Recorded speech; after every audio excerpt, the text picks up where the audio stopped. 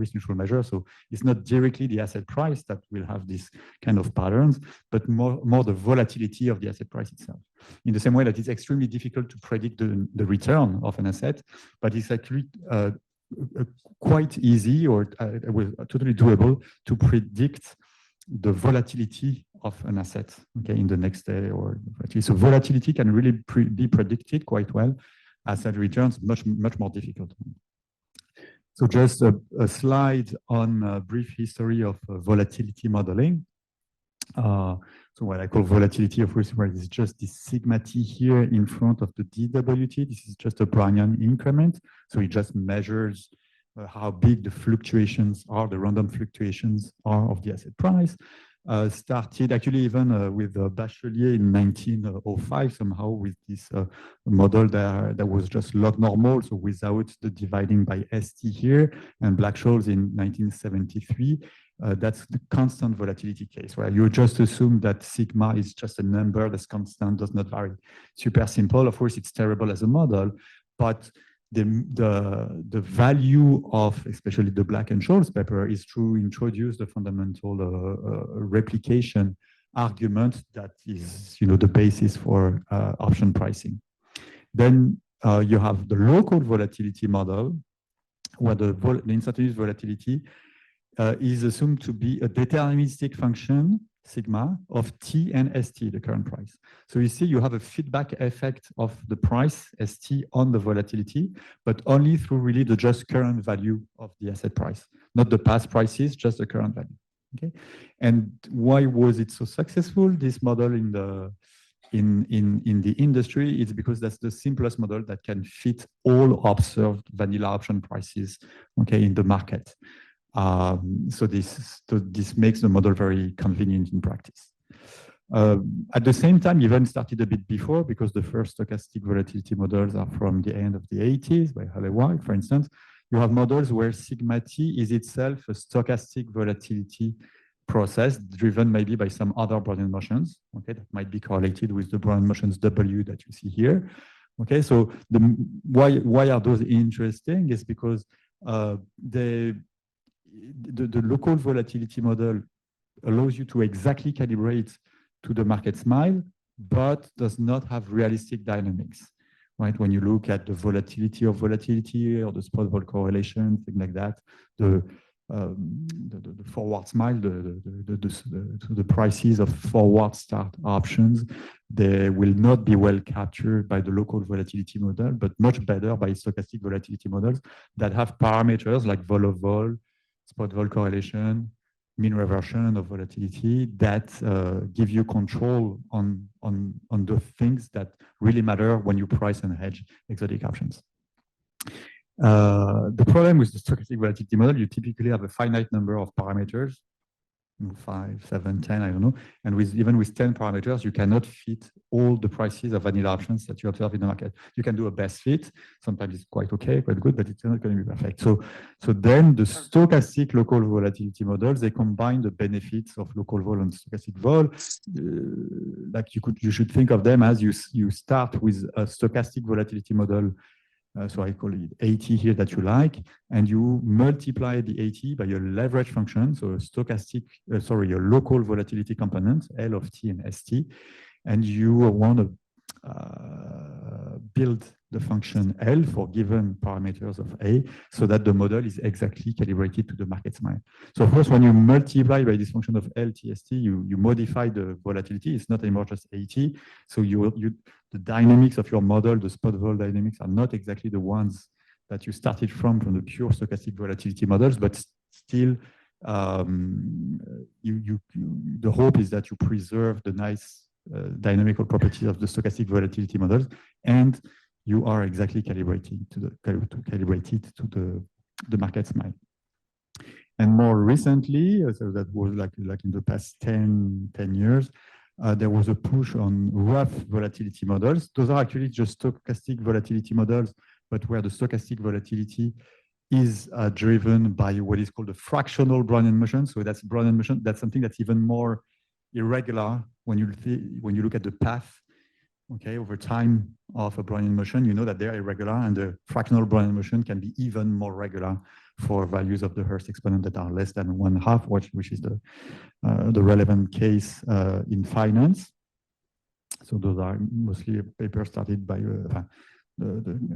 for the recent wave of rough volatility papers by Jim Gazron and Matthew Rosenbaum.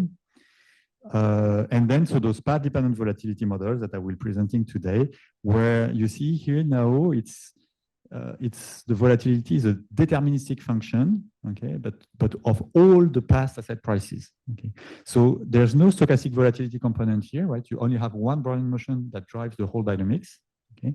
You just look at the feedback effect of prices on volatility, but all asset prices, not just today's price, but all past asset prices, okay. And the seminal paper was by Hobson and Rogers in 1998, and I myself contributed in 2014, and most importantly with this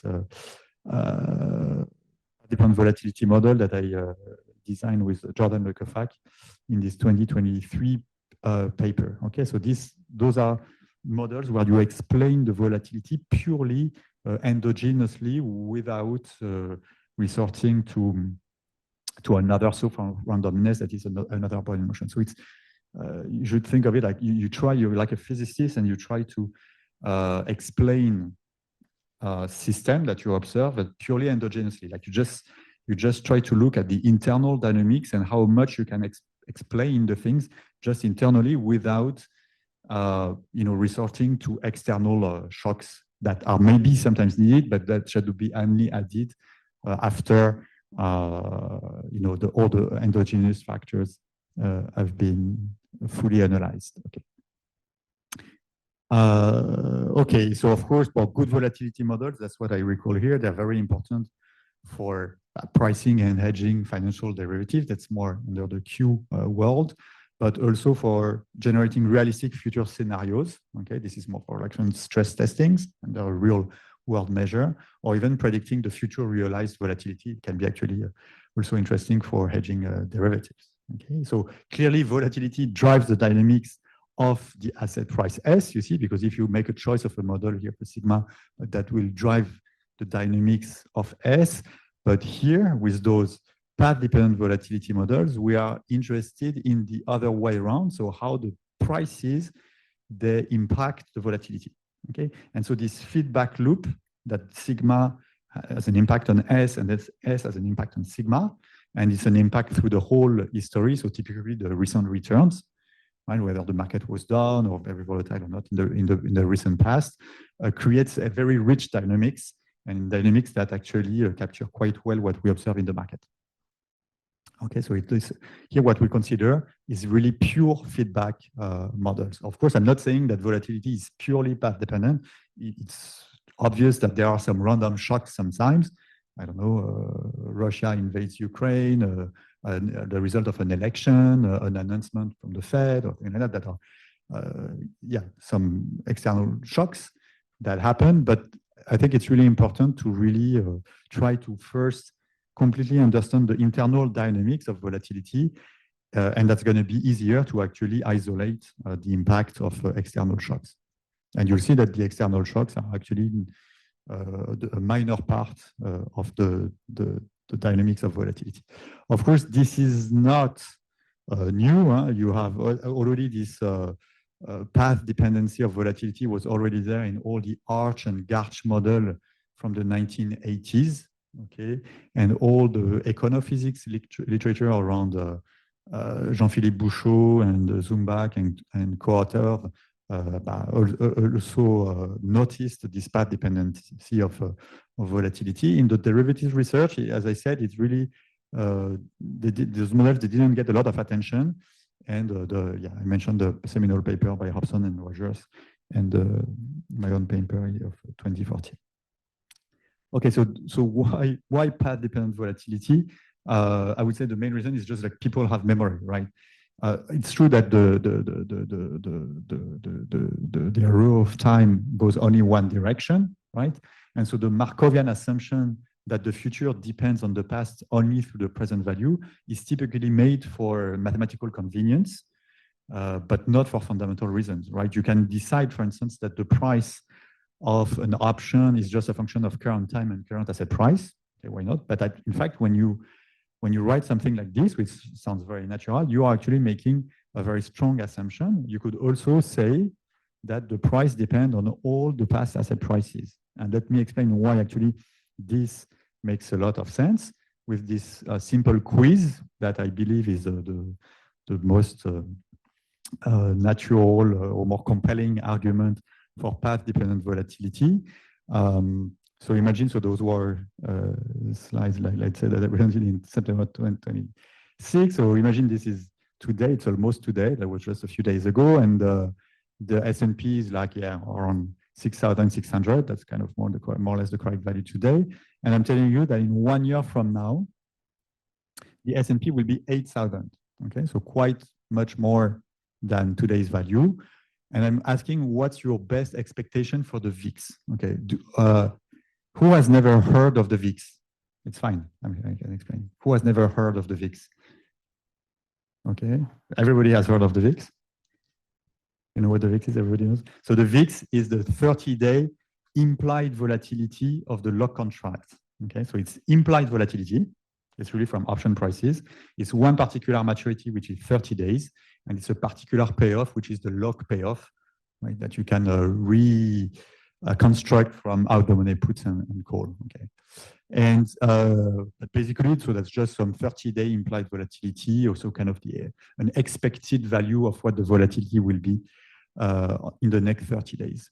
So what would be your guess there? Let's say in a scenario like this, will the VIX be low, high? What do you think?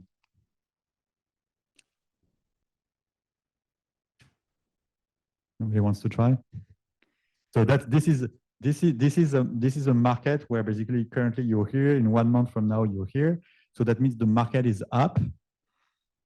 And usually when the market is up, the volatility is quite small.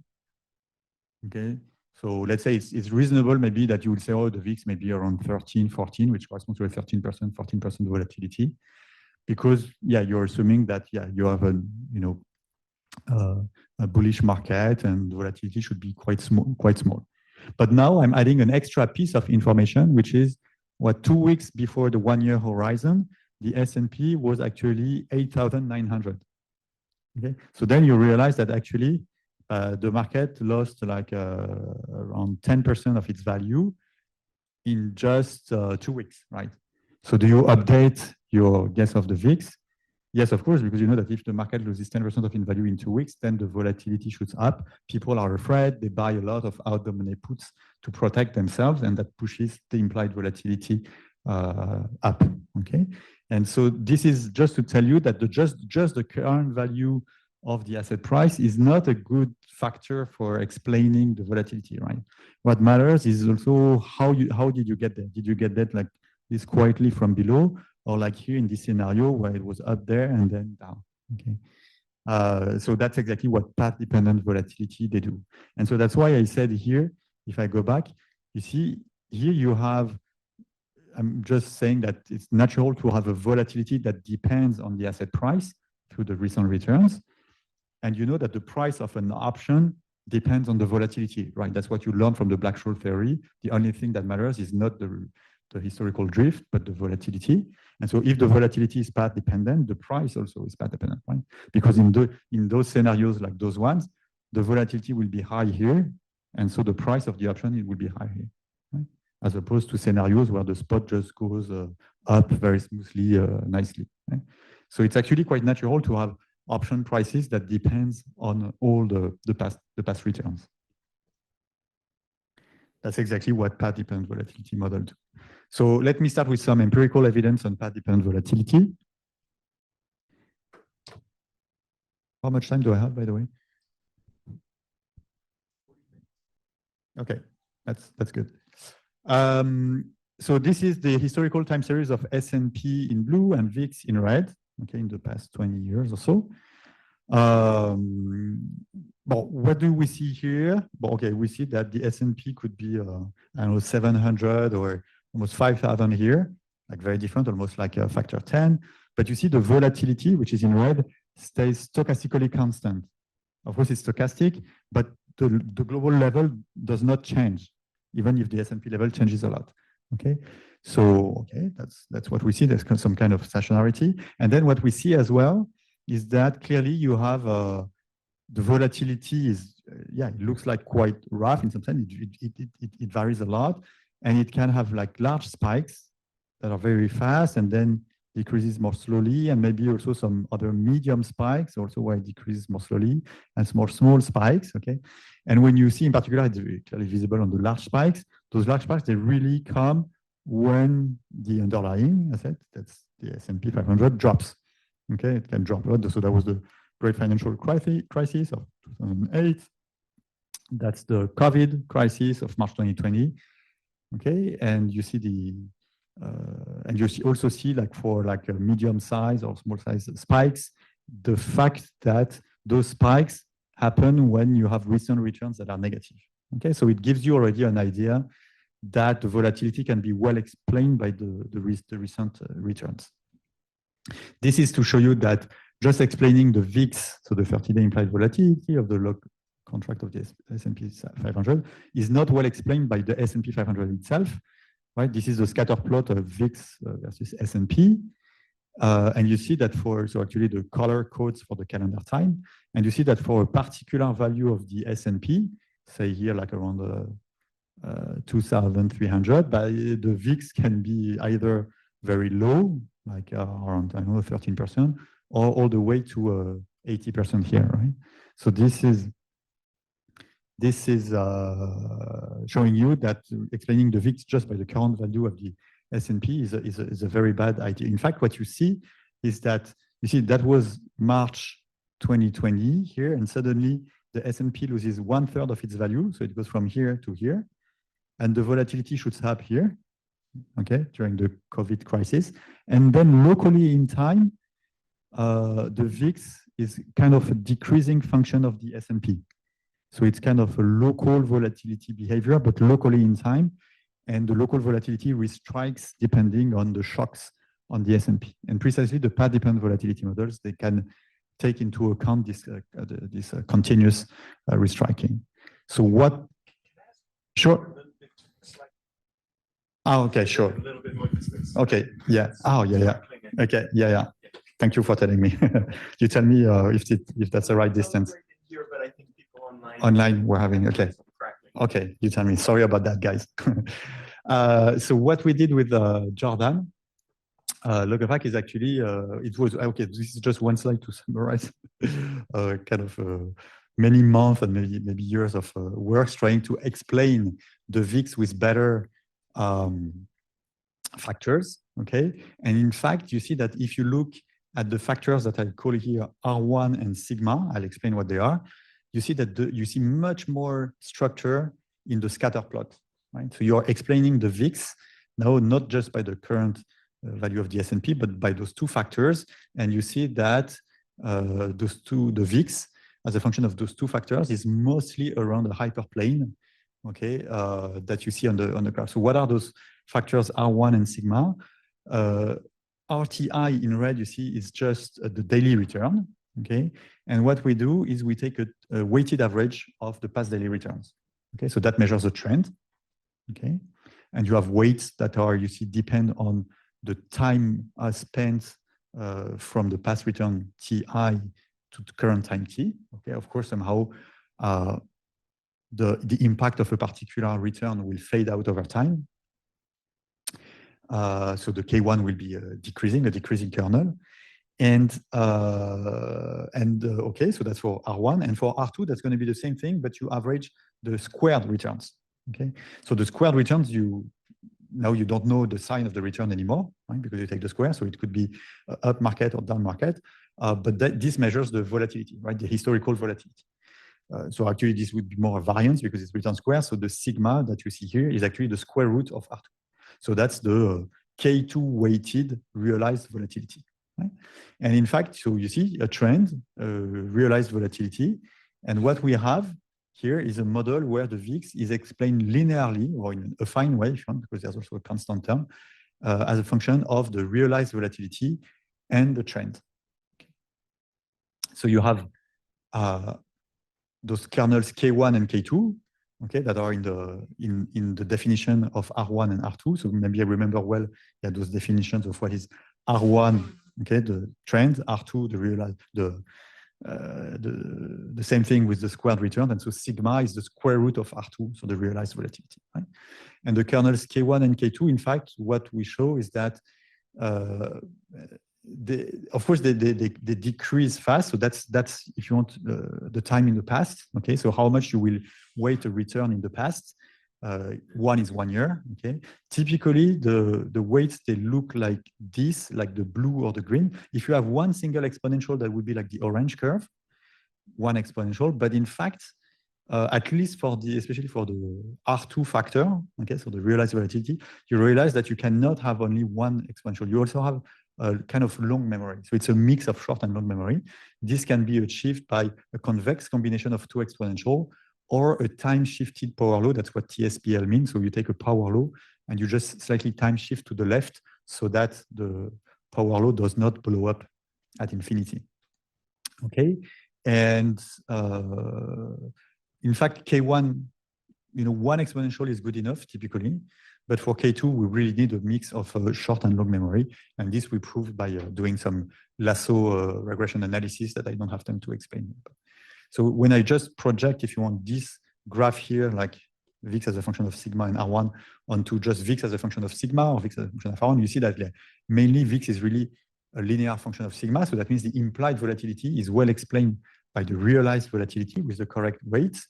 But then you see that you still have quite a thick line here somehow. So you really have also some variability around the average, but this variability is well explained by the other factor, which is R1. The color you see here codes for the other factor, R1. And you see that when R1 is large, then, when R1, is negative, that's the yellow here, that means the market, so for a given sigma, if the market had a negative trend, that pushes the VIX higher, and conversely, if you had a positive trend recently. So you have this second effect of R1 to explain the VIX. Okay, and so that's why the model reads super simple like this. So in fact, it's funny because with Jordan, we tested a lot of different factors. We tested plenty of nonlinear ways of relating the factors to the volatility, but using neural networks and LSTM, like that. But in the end, actually, what worked like super well is just something very simple like this, simple factors as I just presented, and this linear model where the volatility, so either some implied volatility, as I just presented, for instance, the VIX, or some realized volatility over the next day or the next 2 days or the next week, is very well explained, okay, in a fine way by R1 and square root of R2. And when you estimate the model on the data, you will get that beta 1 is negative. Okay, that's what we call the leverage effect. If the market is down, then the volatility is up. And then we will also observe that beta 2 is positive, right? So that was the positive slope of the line that you saw before. So that means that's what we call volatility clustering. If volatility was high recently, it will probably stay high for some time, and conversely. And we will also get that beta 2 is less than 1. This is for stationarity of volatility, right? Because if beta 2 is larger than 1, then you have kind of an auto-catalysis, like the volatility cannot be stationary and it will blow up, right? And in fact, we will observe that it's actually quite close to 1 for when we try to explain implied volatility, which means that the markets tend to operate close to instability. And this is something that has already also been well reported in the academic literature. We can also reproduce the roughness of volatility path at the daily scales, and that's because the kernels that I mentioned, time-shifted power law or a convex combination of two exponentials, okay, those kernels, they actually look like power laws, okay, and the power law kernel is at the heart of rough volatility model. So even though the models are not rough here, and I can even build Markov models that are very convenient because they're very handy, easy to simulate, as opposed to rough volatility models that are difficult to estimate because they are not Markov to simulate, sorry. Even though some numerical schemes are here for them, but of course it's hard to beat like a Markov model. So we can reproduce this roughness of volatility path at the daily scale. I mean, so And most importantly, yes, so both factors R1 and square root of R2 are needed to satisfactorily explain the volatility. And so let's say square root of R2 is even the number one factor, the most important one, but you don't really get to explain well the vol if you just have square root of R2. The impact of R1 is also sizable. Okay, and that when you have the two of them, and in a very simple way, so just this linear way, but you get to explain very well the volatility, as I will show you in the next slide. Okay. So this is a paper with Jordan Lecofac, so that was published in Quantitative Finance that Sasha mentioned, and even though it was published just in August 2023, it already has so it had a lot of positive, very good feedback from the traders or market makers because the model was very intuitive to them. Okay, it's a bit funny because you're like, how is it that a model like this was not there before? But it's always like this when you do research, where you find something and it works, and like, wait, I know it's simple. Why wasn't it there before? But I don't know. It wasn't there before. It's like, but similar models were there. I will show you. But then we realized afterwards, and then also like a very good feedback in the academic literature because even though the paper is just 2 years old, it has more than 100 citations.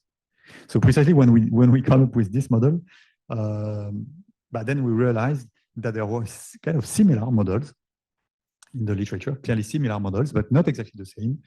And then, of course, naturally, we wanted to compare our model to the other models in terms of predictive power, right? It's and of course do it in a fair way to get a fair comparison and see how the models perform. And so, in fact, already quite very close to our model is the quadratic arch model that started by Santana in '95, where you see this is actually the most. So first, you see it's volatility squared that is explained, not volatility. Okay. It's volatility squared, kind of the sigma squared, if you want, or the implied volatility squared, that is explained, and it's the most general quadratic form that you can have here, right? Because it's not just RTI squared, but it's all the products RTI, RTJ for different dates, TI and TJ. Okay, so it's just a quadratic form in all the past daily returns. But in fact, Shishportish and Bouchot in 2014, they've shown that the quadratic arch model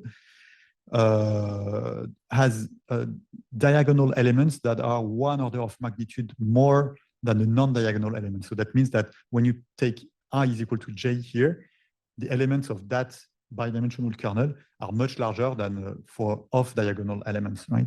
And so that means that it's natural to look at the diagonal Q arch model, which reads exactly like this, right? Because now the R2Q, when you only take into account the case where I is equal to j, that's exactly our R2 term, right? But so you see, so it's very close to ours, but except that they have volatility squared where we have volatility, and they have R2 where we have square root of R2. Okay, but very similar. So we'll compare with that. There's also a version by Blanc, Bonnier, and Bouchot where you have R1 squared here. So you see here the difference is will tell you that because it's R1 squared now, it's not. Because beta 1, remember, is negative, right? Typically for the leverage effect. Now, when you have R1 squared like this, the beta 1 now will be positive. And so that's something that it tells you that even positive trends will generate volatility, right? It's large R1 in absolute value, positive or negative, will generate volatility. Okay, and so this was mostly, by the way, for intraday data and US stocks that they looked at this behavior. It's true that, by the way, what I'm presenting here is going to be really for equity indexes, and there's no, I know it's an empirical study. There's no reason why for other asset classes it would be the same, right? You have to really check on data if it's also the same for FX. FX, by the way, there's a notion of symmetry, because you look at €1 in dollar or $1 in euro. So that's S or 1 over S, right? And so in somehow it's more natural to have specifications that are more symmetric in the trend of S or 1 over S, something like R1 squared, something. And then I will. Yes, yes. It's for future scenarios and stress testing. How does the model perform over short? Yes. Do you have anything? Good. So indeed, yeah. So mostly for the how we maybe I will show the result on realized volatility soon. So I will show, but learning. So okay, I will answer this question in the next slides. In fact, both for implied volatility and for realized volatility. So I keep it in mind, and the answer will come in the next few minutes. I will also compare with those models that are here, quadratic graph Heston model and the threshold exponentially weighted moving average Heston model here, where you see you don't have the R2 factor. Okay, so they're kind of missing this R2 component. This is, yeah. And so when you look at the results here, what you observe, so we look at the left-hand side of the graph, so that's for implied volatility that I presented. So you see not only the VIX, but also the VIX 9 days, also on the S&P. But there's also the V stocks for the Euro stocks. The IVI is for the FTSE. Okay, the VDAX is for the DAX. The Nikkei VI is for the Nikkei, right? Okay, so we tested quite a lot of volatility indexes. And what I show is the train R square on the top here and the test R square at the bottom. And our model is the red one, okay? You can see that it actually overperforms all the other models, both on the train set and the test set for all the indexes. Actually, you will see both when you try to learn implied volatility and also realized volatilities over the next day or the next days.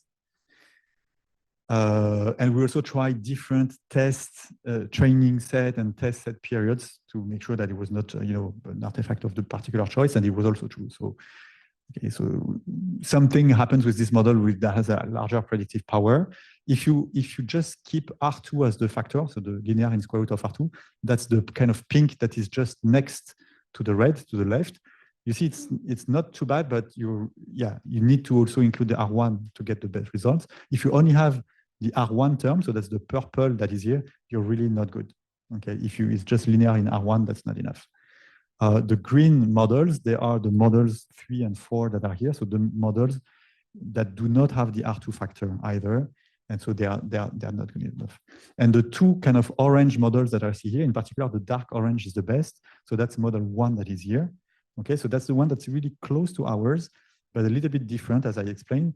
And in some sense, so the difference is that our model is just homogeneous in volatility or returns. Whereas here you have volatility squared.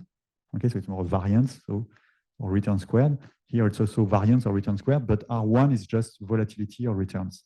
Right? So it's mixing things that have kind of different units. Of course, that means the beta 1 has different units. That's still possible, but in some, I guess that's the only explanation why really our model may perform better so consistently, because of the fact that all the terms in the model are homogeneous to a volatility.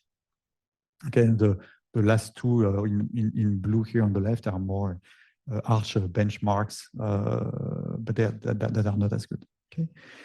And indeed, when you take the model to the data and you do just least squares to find the optimal parameter. So here I'm taking the time-shifted power laws for the kernels K1 and K2. You will get that you have a baseline beta 0 that is a few percent. So that's the constant term. Yes, you have a question?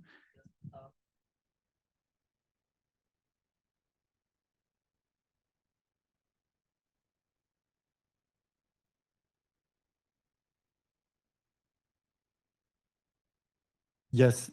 So that's, yeah, it's true. That's interesting. This happens. That's true sometimes. Here you see it could happen.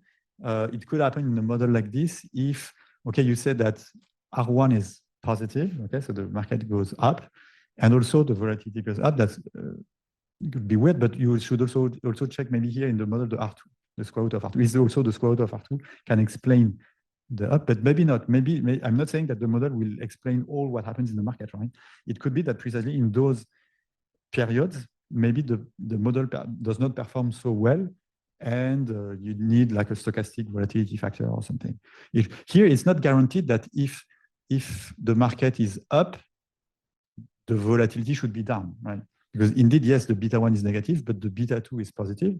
So if the market goes up in a way that also increases the R2, that could also increase the implied volatility.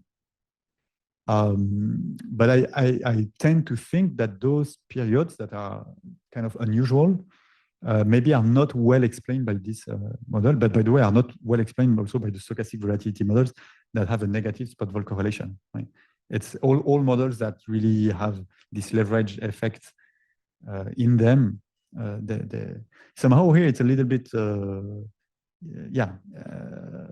have this R2 factor that can also help explain the increase of the VIX in those regions? That's a very good question. I will actually look more into it.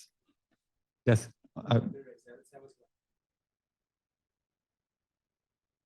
So for the implied volatility, it's on the same day. And for the realized volatility, it's going to be realized volatility over the next day or the next week, right? Or the next 2 weeks. So I will talk about the realized volatility later, but this is just learning the implied volatility at day t, end of day t. Okay? And this is based on all the past end of day returns up to day t. Okay, and this is, of course, you could say it's a little bit weird to learn in VIX at day t because you observe it at day t, but it's really to learn the relationship between the past returns and the volatility so that after you can build an asset pricing model. Yeah. The relative performance of implied versus realized. Why do you think? Okay, and I come in 30 seconds. I will answer this question in 30 seconds. That's a good question. So here, finishing with the implied volatility. So you see like the baseline is just a few percent. The beta 1 you see is indeed negative. The beta 2 is positive, less than 1 and quite close to 1, and can be even very close to 1 in some cases. And then you observe that indeed you need a non-zero. So if the delta is the time shift, right? If the delta is 0, that means you have a rough volatility model with a kernel that is singular, that blows up when tau goes to 0. Here it's not the case because the delta is never, it could be 0, right? But the data shows you that the time shift is never 0, from a few days to a few weeks. This is the result of the prediction of the VIX on the test set. Okay, so here to be clear, we trained all the way from 2000 to end of 2018. And then after that is the test set. And we don't even re-update the training, right? If I'm, for instance, in beginning of 2021, my train set still ends at the end of 2018, right? So we could have done maybe better than this, but this is just what we did. And the S&P is in blue, so that's the true path of the S&P. The true path of the VIX is in black, and our prediction is in red. Okay. Remember that I think it's quite amazing how good the prediction is, given that it's only based on the past values of the blue. So for instance, if you're in August 2020, you're here, you want to estimate the VIX at that point. I completely ignore the past values of the VIX in black for my estimate here. I have no idea what the VIX was in the past in my procedure. I'm only looking at the past prices of the S&P up to that date. Okay, and it's quite, because remember, implied volatility has no reason to be very linked to past returns, right? Implied volatilities is just prices of options. Prices of options, it's supply and demand, and it could be anything, right? There's no reason. But here we observe that we are actually able to very well approximate the implied volatility here, the VIX, just by the past returns of the S&P. So basically this is just the VIX as a function of sigma that I showed before, just the VIX as a function of R1, also mostly decreasing. And that's what I showed you before, that the VIX is really well explained by a hyperplane in sigma and R1. Right? And that those are just the residuals. So if you take the true VIX divided by the predicted VIX, it's indeed around 1. It has a Gaussian-like distribution for those residual ratios. Okay, and it's for the time series, you see that it looks like something that mean reverts very fast around 1. Okay, but you see that the fluctuations are not so large, mostly between 0.9 and 1.1 most of the time. So this gives you, if you wanted to add some stochastic volatility, multiply the path-dependent volatility by a stochastic volatility factor, that would be something mean reverting fast to 1 typically. And so now I go to the realized volatilities. So the realized volatilities are here. So indeed, you see, it's still better for our model in red, but it's true as the question online. It's clearly less than for the implied volatility. And the reason is that the realized volatility, they're really a noisy quantity. The implied volatility is very well defined, right? So that's the option price. Option price are very well defined. It's supply and demand. Realized volatility, it's not.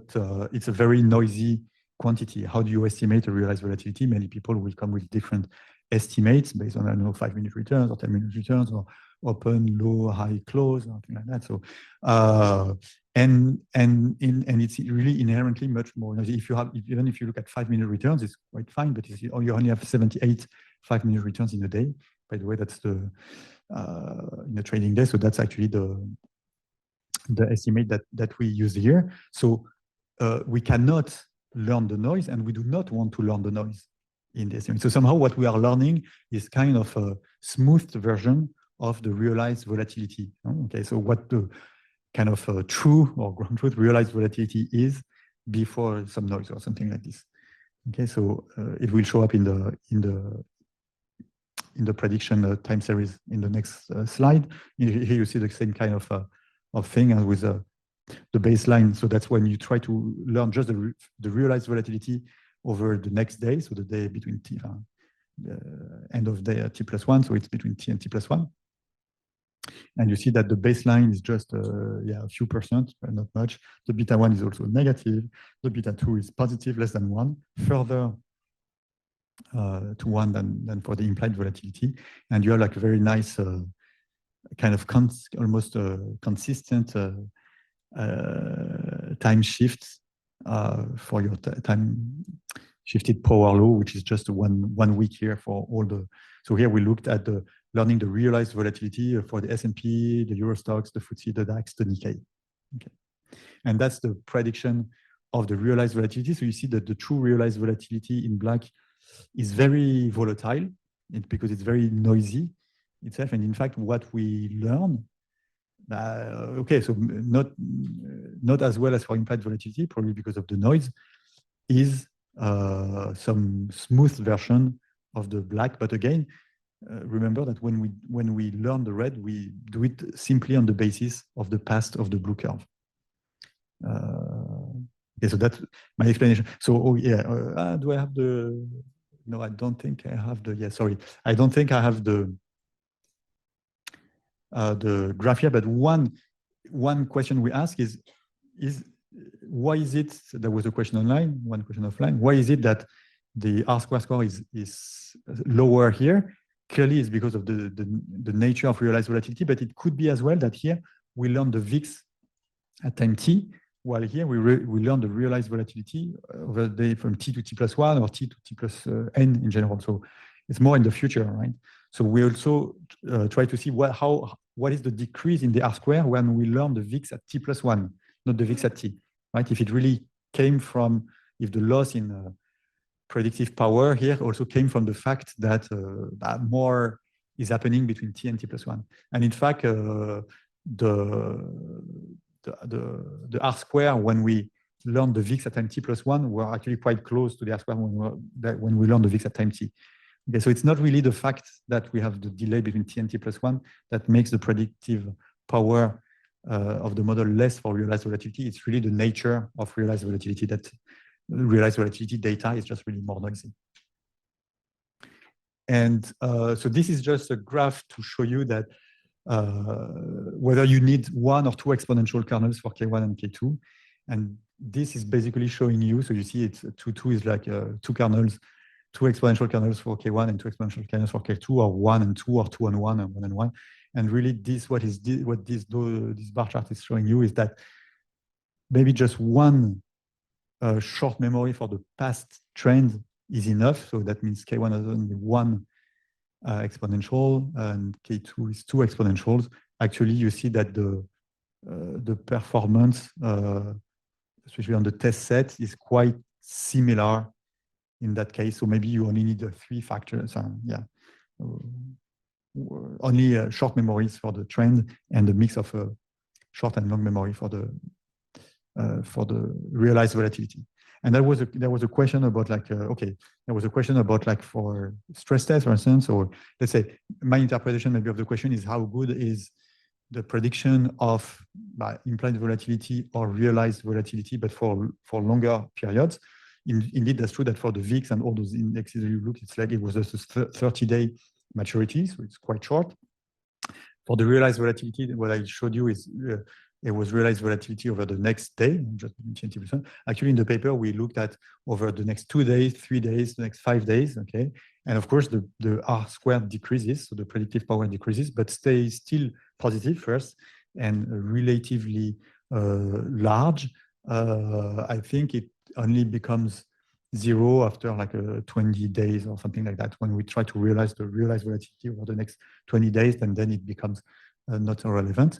But again, that was for realized volatility. That's a very noisy quantity. If you look at implied volatility, so this is a work by my colleague Benjamin Jourdain together with Hervé Andrés and Alexandre Boumezoued. What you see now, what is learned is the at the money implied volatility. So the blue is for the train, the R square for the train set, and the orange for the test set. On the left is for the S&P, on the right is for the Euro Stoxx 50. And you see that that's 2 years of implied volatility. In the sense, its maturity is up to 2 years, 24 months. And you still see that there's a decreasing pattern as a function of the maturity, but still the R squared, even on the test set, stays quite large, even for large maturities. Okay, so this is for implied volatility. So I hope it answers at least partially the question online. So far, I didn't have any, it was just an empirical study, right? 10 minutes, yeah. It's going to be fine, but that's fine. 10 minutes is going to be good. I didn't have any dynamic model on the asset price, right? It was just, I have my time series of the S&P, my time series of the VIX, and I want to learn the relationship between the two. But I don't have a model on the S&P. The study does not give me a model on the S&P. Now, inspired by the empirical study that I just presented you, it would be nice to have an asset pricing model, because then when you have an asset pricing model, but then you can do many things. You can price options, price and hedge options in particular, right? And that's something that you want to do, especially in the derivatives business. Right? So let's start with discrete time models. And even though many practitioners, they like continuous time models, and mathematicians as well, because you can do more explicit computations and that. But at the same time, the empirical study that I just showed was in discrete time, and naturally the delta hedging is in discrete time as well, right? So in realistic conditions, it makes the model very consistent with the practice, right? So this is something in this paper that we recently posted like a month ago or 2 months ago with my postdoc Léo Parent, okay, the 4-factor discrete time path-dependent volatility model. And so what we do is, but now that we have seen the path-dependent nature of volatility, we plug this relationship here into a dynamic model on the S&P. We do it in discrete time, so delta t is the time step. Okay, we want the S to be positive, so that's why we have this exponential form here, right? And so we specify that sigma t follows the path-dependent dynamics that we see here, and that sigma t depends on the path returns like this. R1 and R2, they are the ones that we've seen before. And the only thing that will remain to be decided is the distribution of the innovation psi that are here. So typically it's going to be Gaussian innovation, right, when you think of continuous time model. But in fact, because you're in discrete time, that's the beauty somehow of discrete time, you are free also to use a fat-tailed innovations. And we know that the daily returns, typically, they have tails that are more fat than the Gaussian tail. Okay? And so that's what we are going to do. So in order to have Markov model, so if you think of the simplest Markov model, that's why I call it the 2-factor PDV model, is just when each of the 2 kernels, K1 and K2, they only have one single exponential kernel. Okay, we know that actually for K2, we need to mix short and long memory, so we will need to mix 2 factors, but just for pedagogical purposes, let me start with just this 2-factor PDV model, okay, in discrete time. And you see that we're just saying, okay, we take so that's a geometric average, an average of past returns to the power 1 or 2, so P is 1 or 2, with weights you see that are geometric, so that corresponds to the exponential weight so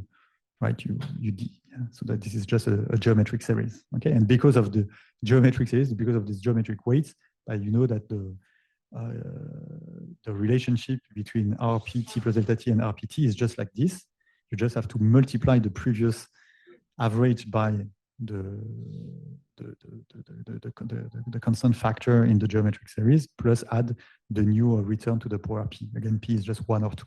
And when you do that, you see that you get R1 and R2 that are Markov. Okay, and if on top of this, your mu t is just a function of R1 and R2, so this is typically the case when mu is a function of t and sigma, then you get a model that is Markov. So to simulate the future of those things, you only need the current values of.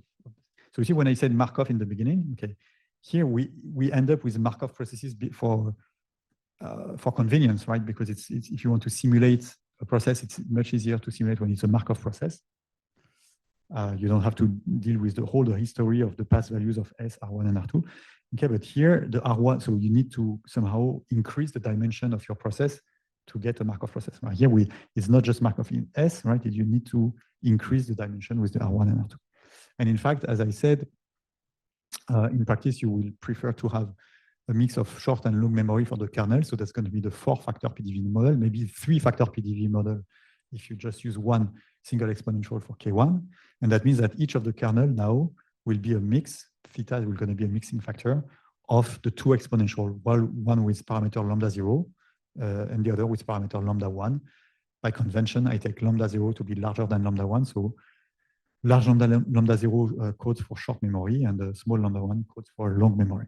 And so that means that what we have for our R1 now is just this average of the path returns with the kernel K1, which is a mix of those 2 geometric weights. So that means that for K1, we have parameters lambda 1, 0, so trained short memory, lambda 1, 1, trained long memory, and theta 1 is the mixing factor between the 2. And you also have 3 parameters for your parameter K2, lambda 2, 0, so past volatility short memory, lambda 2, 1, past volatility long memory, and theta 2, which is the mixing parameter. And when you put everything together, you get those equations here, and that show you that if, in particular, if mu t is also, so you see now you have not only 2 factors, but 4 factors, which are R1, 0, R1, 1, R2, 0, R2, 1.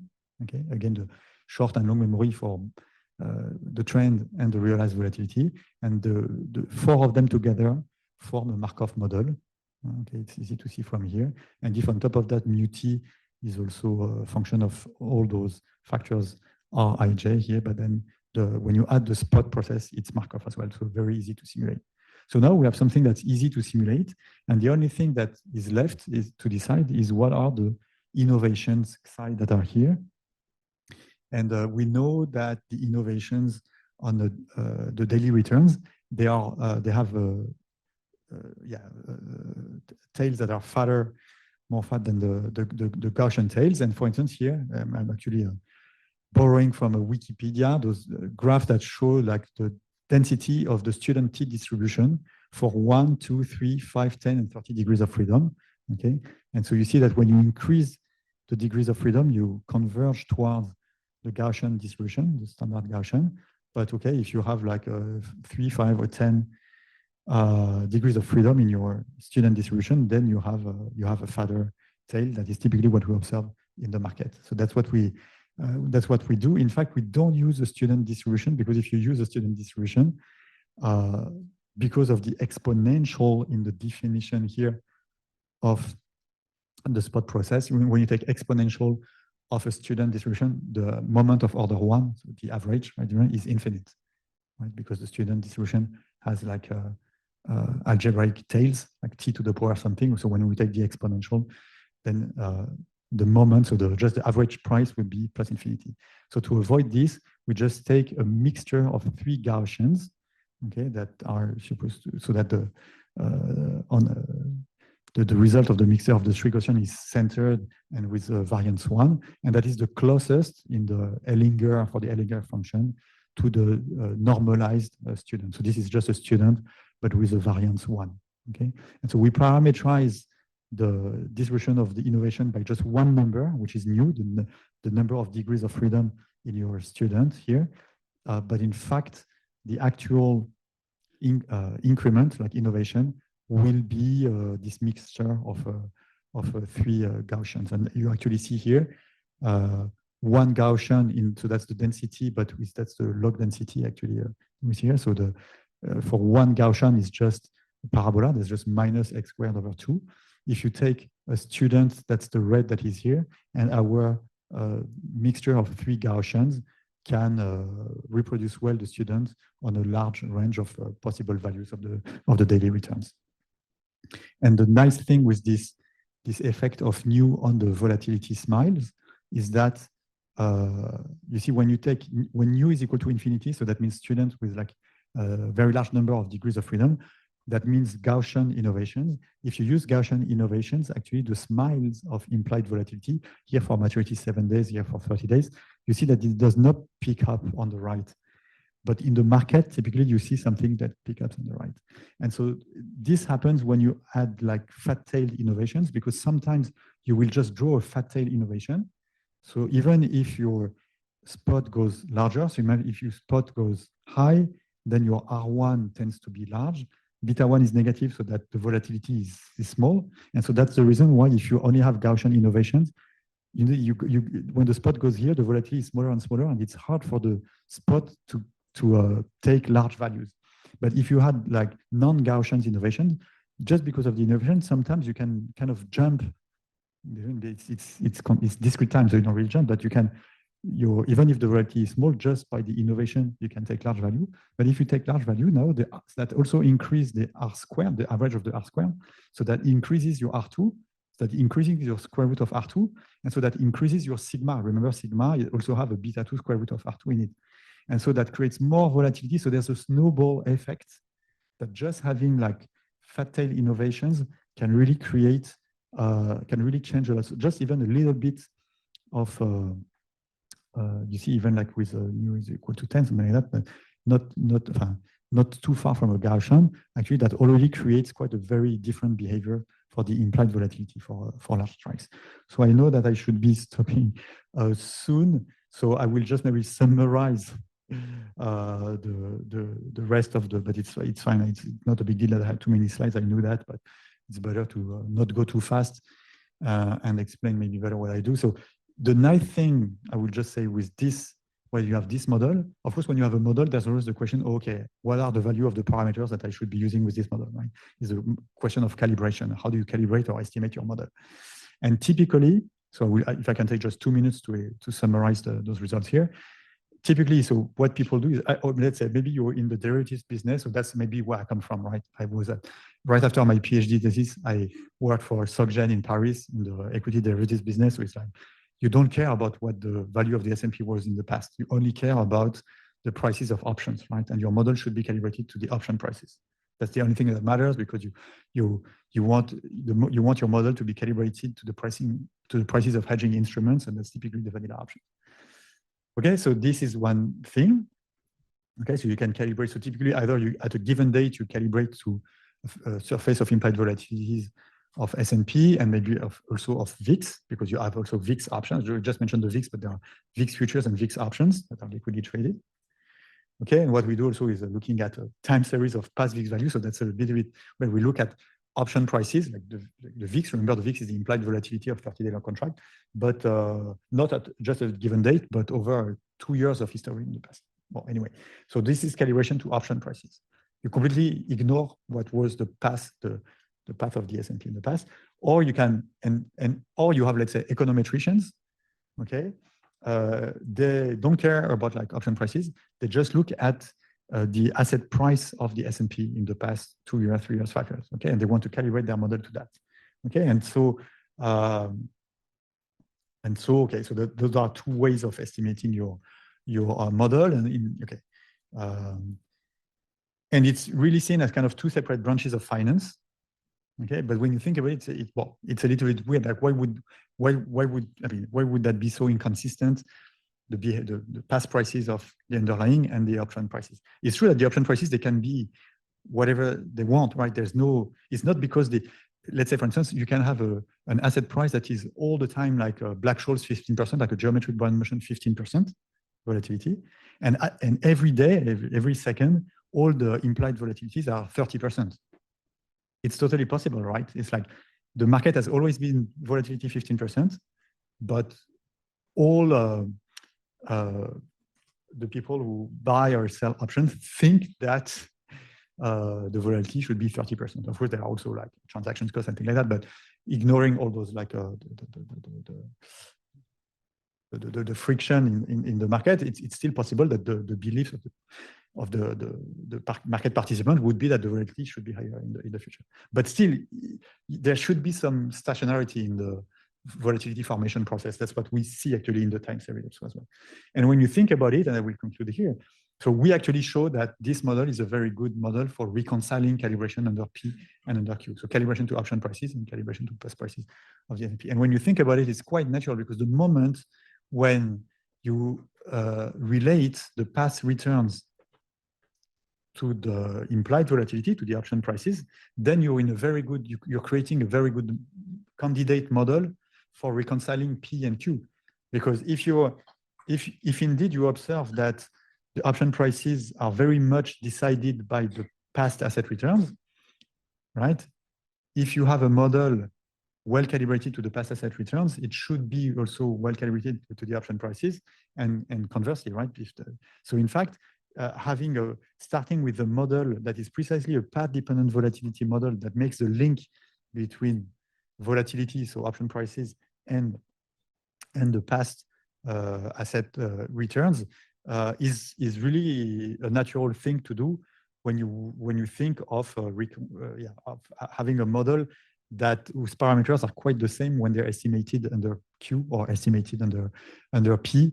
And so I don't have time to explain the thing here because my time is already over. But you can look at the paper with Léo Parent, where we and not only that, but in the end we propose an approach that mixes information from P, so information from past asset prices, and information from Q, so information from option prices, to calibrate the model in a kind of more robust way. So being somehow so you lose a little bit of the perfect calibration on the option prices here. You lose a little bit of maybe the likelihood is to be a little bit less than if you were purely calibrating to past asset prices, but you get something that's more consistent and also more stable over time. So when you recalibrate your model, you will be less sensitive to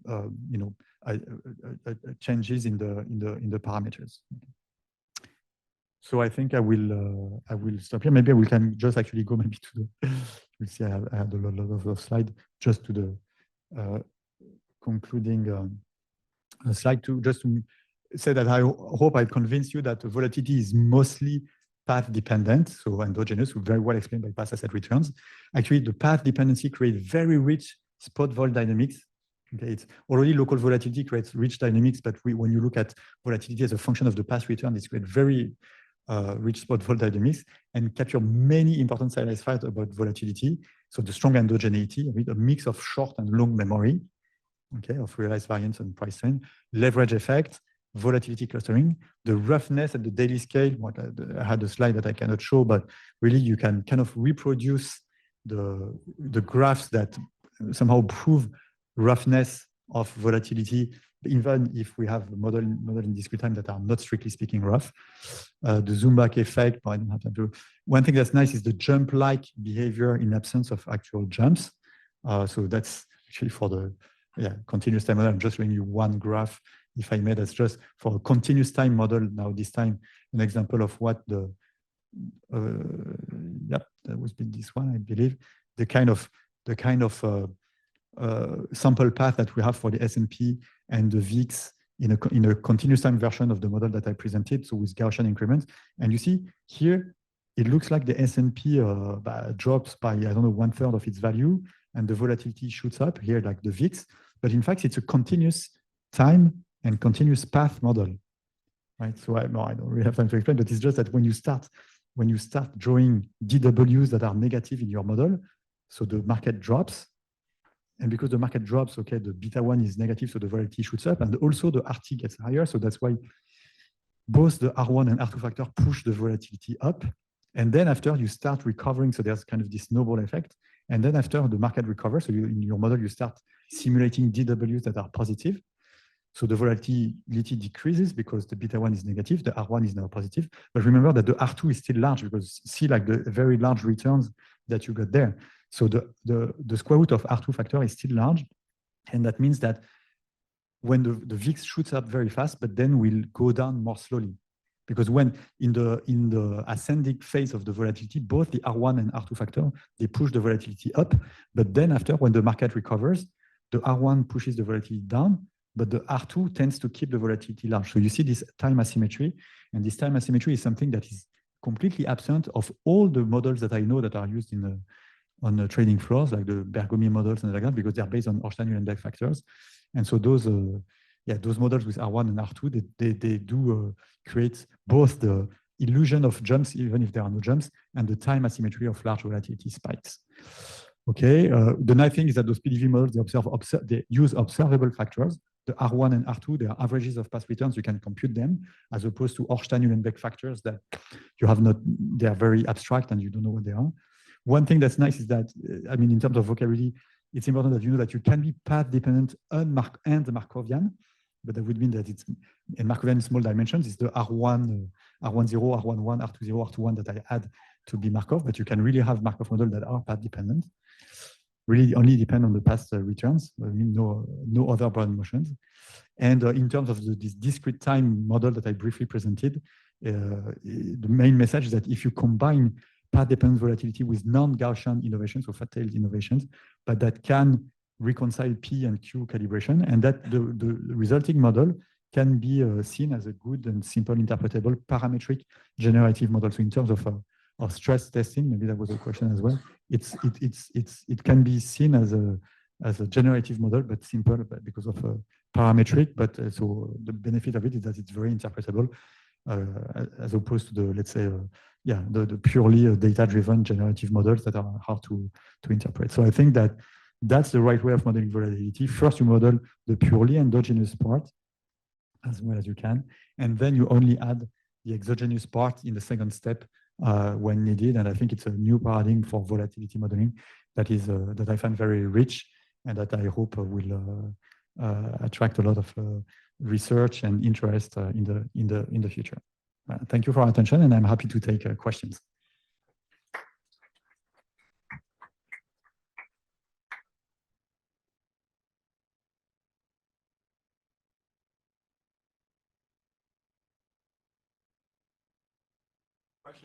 Maybe I was a bit long and everybody wants to have dinner, which I would understand very much.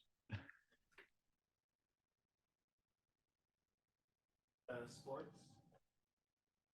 Oh, yeah, there's the sports. Yes, over there. Yeah. What did I do? Okay, it started in 2013. I was in Rio for the draw of the 2014 World Cup in Brazil.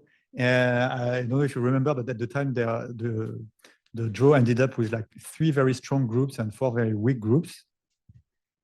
And it was just because of how FIFA handled the draw, the rules of the draw procedure, because they have this rule that you dare not have 2 teams from the same continent in the same group, except for Europe, where you can have 2. So they actually built like 4 pots of 8 teams. So actually, you divide 32 teams into 8 groups of 4, and each group is made of 1 team from pot 1, 1 team from pot 2, 1 team from pot 3, 1 team from pot 4. And they actually, except for pot number 1, which was the 8 best teams in the world based on the FIFA ranking at the time, the other pots were just by geography. By geography, because then it made easy to guarantee the constraint that no 2 teams from the same continent would be in the same group, right? But that resulted in, for instance, the US, they were in the same pot as Asian teams that were like much less well ranked in the FIFA rankings, but they were quite good at the time. I think they were number 11 or 12 in the FIFA rankings, so they missed the pot 1, okay? But they were guaranteed to play against the pot 1 team, also guaranteed to play against the pot of unseeded European teams, but that are good as well. And so they were themselves good, but just in a pot together with not good teams, okay? And so it was guaranteed that they would end up in a strong group, right? So when you look at the distribution of the strength of a group of the US, and that was the same with Chile, in fact, it was really biased twice the strong groups, And in the end, they got a strong group, but not because they were unlucky during the draw, just because of the bias in the distribution.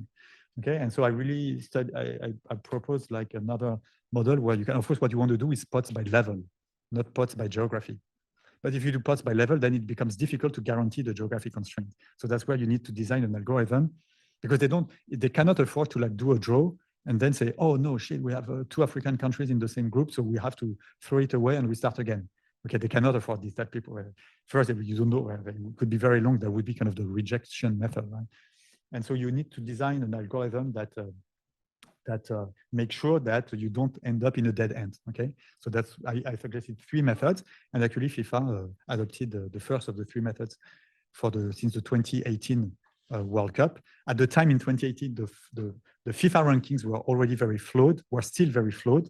I don't know if you remember, but by just not playing friendlies, you would just, in the year before the World Cup, you would get a nice FIFA ranking. Actually, that's what Poland and Wales did. Actually, I think Poland, if I remember correctly, was a seed at the 2018 World Cup, because they avoided playing friendlies. So there was still, so the draw procedure was good, but of course, when you do pots by level, you still need an a priori ranking, which is the FIFA rankings.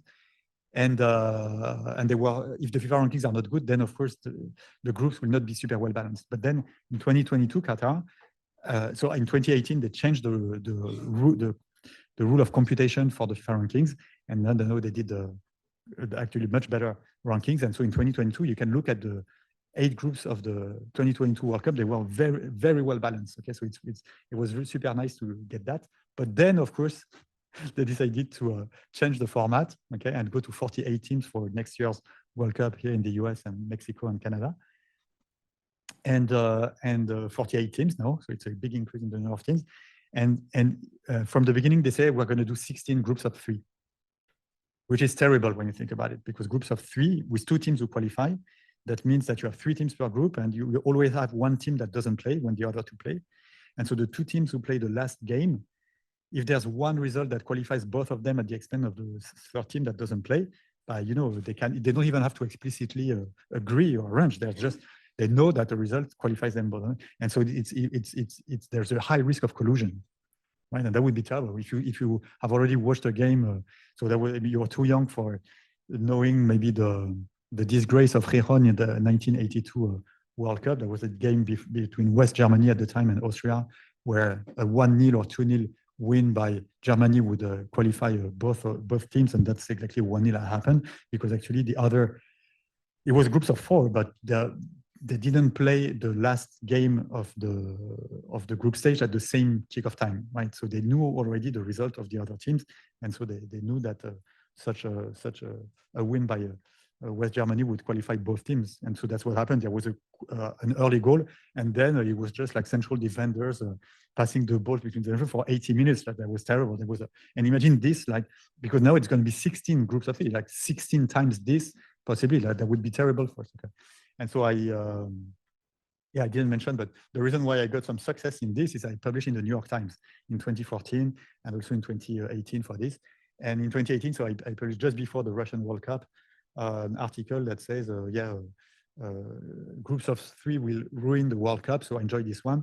And it took me like 5 more years to convince FIFA, because in 2023, eventually they decided FIFA to change the format for the 2026 World Cup next year, and it's going to be groups of 4, and really citing exactly my arguments emotionally.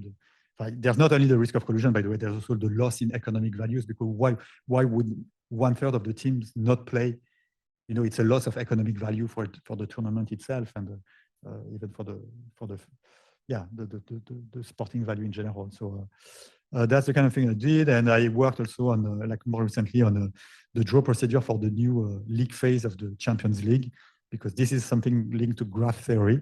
There's something that because they just draw the team. You tell me, I can tell 1 more minute or 2 minutes, because I know that this is maybe not of interest for everyone, but it's quite funny. Like they start with this new league, the new format for the Champions League. For those who like soccer, it's quite revolutionary. It's very new.